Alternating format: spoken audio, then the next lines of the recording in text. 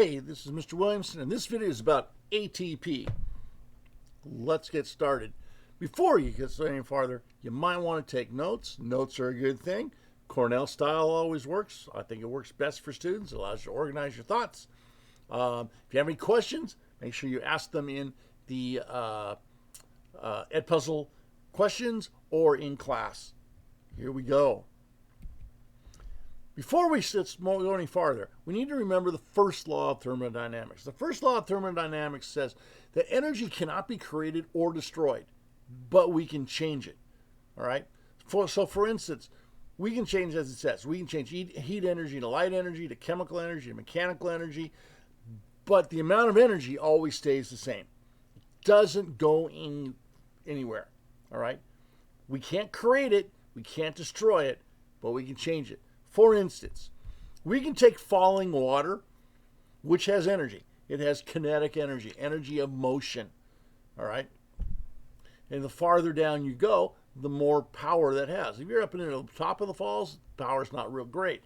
You're at the bottom of the falls, all kinds of pressure because there's more kinetic energy at falls. Kinetic energy. We can change kinetic energy into rotational energy. So we can look at the rotation of the turbine. We can put a water through that turbine and spin it into rotational energy, which we can then change into electrical energy, which we can change into light energy. And if any of you have ever touched a light bulb, not an LED bulb, but a light bulb, we can turn it into heat energy. At no point did we create energy. We just changed it. We changed it from falling water to rotational energy in a turbine, to electrical energy, to light energy, to heat energy. But we never create it. Just changed it. We also have to remember the second law of thermodynamics. All energy tends to move to its lowest level. All right? I'm telling you this because you are in one piece. Your body maintains its structure by itself with the use of energy. Think about it. Once you die, your body will start to break down. How come it doesn't break down now? Because you're alive. You're putting energy into you, and that energy is being used by your body to maintain its structure. All right? This is called entropy. Entropy is the movement of things from an order to disorder. All right? So you can see the rows of candy over here that are nice and structured, like your body. All the cells and all the molecules are where they're supposed to be. But once we lose the energy, we die, or whatever, they start to, because like diffusion, they start to spread out and they become disorderly. That's really what diffusion is. If you think about, like I use the example of the onion, if you cut the onion, you're now creating disorder, and those aromatics, those things that make the onion smell, can now go from a high concentration to a low concentration. All right? That's called entropy, the second law of thermodynamics. All right? Again, cannot create or destroy energy, so how does a cell store energy? It stores it in a thing called adenosine triphosphate, sometimes ATP. And that's how I'm going to refer to it. Adenosine triphosphate, ATP. All right? That's how we store energy in our cells. ATP is a high energy storing molecule. Very key point. It stores energy. It does not create energy. All right? We'll get to that in a few minutes, though. What is it made out of? It's made out of adenine, a 5-carbon sugar called ribose, and 3 phosphate groups. Once again, you do not need to know the structure of ATP. All right? I'm going to show it to you. Don't worry about it. ATP, an adenine group, a ribose sugar, and hopefully you do recognize the look of the sugar, the ringed look of the sugar. All right? And 3 phosphate groups. An adenine, a ribose, a sugar, and 3 phosphates. Most important is probably actually the 3 phosphates. This part over here, not all that important. You need to know that it's made of an adenine and a ribose, okay? But we don't need to know the structure. We do need to know about the 3 phosphates, though. That is kind of important, okay? So you have the adenine, you have the phosphates. These 3 lines, these 2 lines, sorry. There are 2 high energy bond lines here. This one and this one. In those bonds is a lot of energy. If we were in class, I would look around as I was giving this lecture, and I walk around the room and I'm looking for a student that has a wooden pencil. All right? And I take that pencil and I basically snap it in half. Because I change, and everyone's like, oh my God, you broke his pencil. I did. I broke his pencil. But more importantly, I changed the energy in that pencil from the wood energy. When I broke it, it became sound energy. I changed the energy. And it's a high energy bond. There's a lot of energy stored in that bond. Chemical bonds store energy.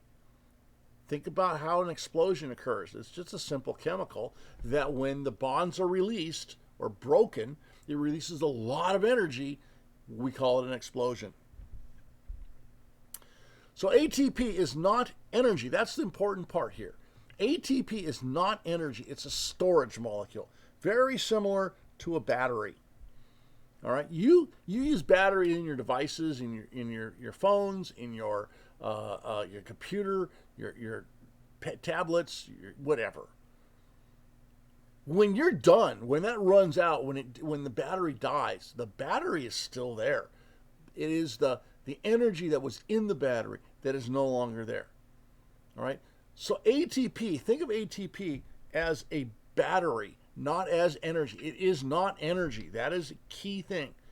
ATP is a energy storage molecule. ATP is an energy storage molecule. It's not a battery. All right? And it's stored in those high energy bonds that I showed you. So again, the high energy bonds, this one here and this one here, between the phosphates. So we have ATP, which stands for adenosine triphosphate. Triphosphate. So it has 1 phosphates, 2 phosphates, 3 phosphates. Adenosine triphosphate. If we break off one of those phosphates, we break this bond. And when that bond breaks, it releases energy in a form that the cell can use. So when it breaks off, energy is released. This is high.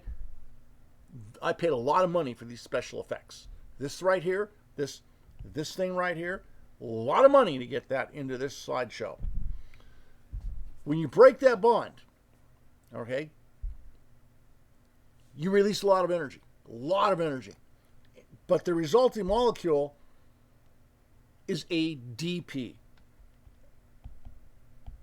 adenosine diphosphate, because now there are only 2 phosphates. So it goes from adenosine triphosphate, ATP, with an energy stored in the bond, to ADP, where the energy is no longer there. All right? So when the bond is broken, the energy is released, ATP molecule becomes adenosine diphosphate, ADP, diphosphate, not triphosphate, ADP, adenosine diphosphate. So the first law of thermodynamics states that energy cannot be created or destroyed. So we're not creating or destroying energy. What we're doing is changing it from ATP to ADP, and we're changing that chemical bond energy into energy that the cell can use. All right. So when we break that bond, that high energy bond in ATP to make it ADP, we're using it in changing it to an energy the cell can use. But it's not created. That's a key point. We're not creating energy. Likewise, when the energy bond is formed, when we make ATP, you're not creating energy. You've got to find a way to put the energy into that bond when you make ATP, so that we can, when we break it, we can make ATP and release energy. And that is the function of respiration. That is what this whole unit is about. It's about respiration. It's about the ability to change energy from one form to another. So let's review. We had the first law of thermodynamics. The first law of thermodynamics says that energy cannot be created or destroyed, but it can be changed from one form of energy to another form. The second law of thermodynamics is that all energy is moving to its lowest level. That is called entropy.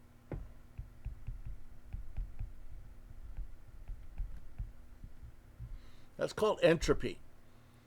Entropy is the movement of energy to its lowest level. And if you think about it, you kind of already know this. When you have something hot, it heats up the room. You're cooking something on the stove. It heats up the room. The kitchen gets warm. And then, but where's that energy go? Where's that warmth go? It dissipates. It spreads out into the world, technically, until it no longer is useful. It goes to its lowest level. Entropy. We talked about ATP, the adenosine triphosphate. Again, you do not need to know the structure. You need to know that it has an adenine, a sugar, and 3 phosphates. It has 3 phosphates. That's why it's called triphosphate. The energy is stored in between the bonds of the phosphates, especially between the third and the second phosphate. When we break that bond, the energy is released, and it's released in a form that the cell can use. What we need to talk about this unit is how to get the energy from someplace, can't create it, can't destroy it, but from someplace into that bond so that your cells can change ATP into ATP. Hopefully you took good notes. If you have any questions, make sure you ask in Edpuzzle or in Classroom. Good luck.